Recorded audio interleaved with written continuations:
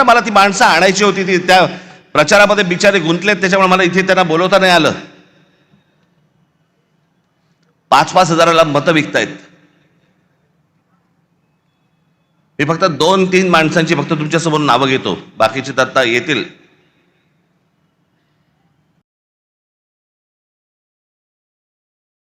शैलेश धात्रक, एका ते काय प्रभागात 4चा प्रभाग असतो ना, त्याच्यामध्ये एका कुटुंबातले 3 जण उभे आहेत. शैलेश धात्रक, मनीषा धात्रक आणि पूजा धात्रक. किती पैशाची ऑफर झाली असेल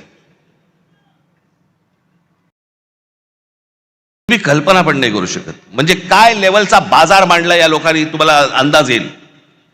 या 3 लोकांना एका घरात मिळून 15 कोटी रुपयाची ऑफर दिली गेली. 15 कोटी. आणि मला ते मुद्दामून इकडे बोलवायचे होते त्यांनी 15 कोटीची ऑफर नाकारून ते निवडणुकीला उभे राहिलेत.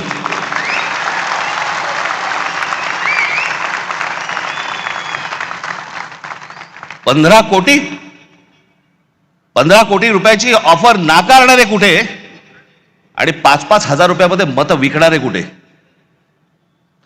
दुसरा मुलगी सौ राजश्री नाईक, कितीची ऑफर झाली? 5 कोटी रुपयाची. कुठे आहेत? या इकडे, या इकडे.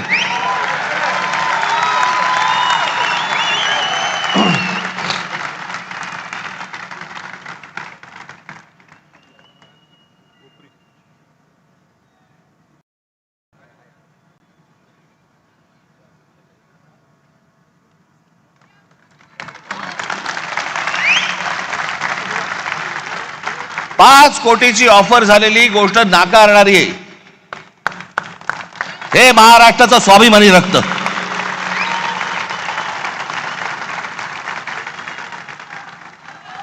बसा ताई.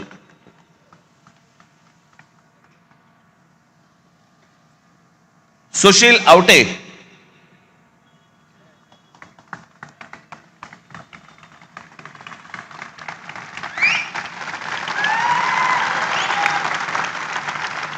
एक कोटी रुपयाची ऑफर झाली,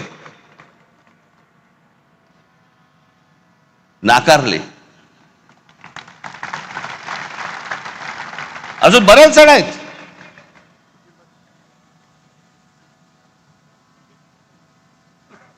कुठून येतोय हा पैसा? काय चाललंय हे? किती पैसे वाटायचे? अहो तुम्ही हे फक्त 2-3 जण बघताय, महाराष्ट्रभर पैसे वाटलेत. महाराष्ट्रभर आले कुठून? टाकसाळे.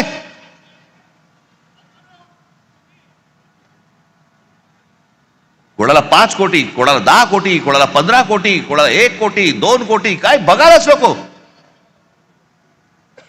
ही कोणती महाराष्ट्रातील निवडणूक आहे? अहो इतकी वर्ष ह्या निवडणुका आम्ही बघतोय, अशी निवडणूक नाही पाहिली.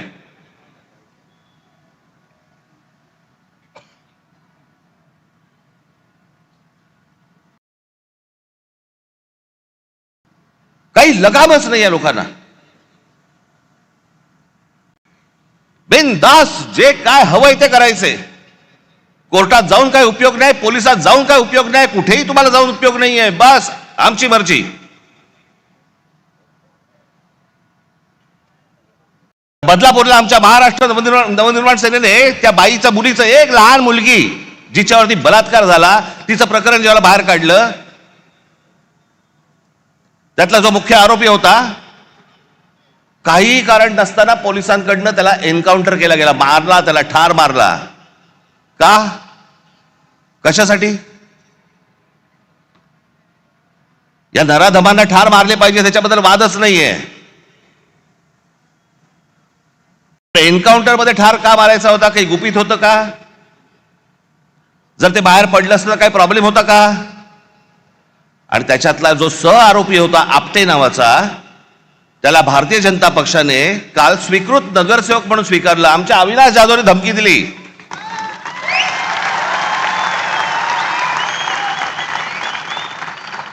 की बदलापूरमध्ये आम्ही मोर्चा काढतो म्हटल्यानंतर त्या स्वतःहून माणसाने त्याचा राजीनामा दिला की नको मला स्वीकृत.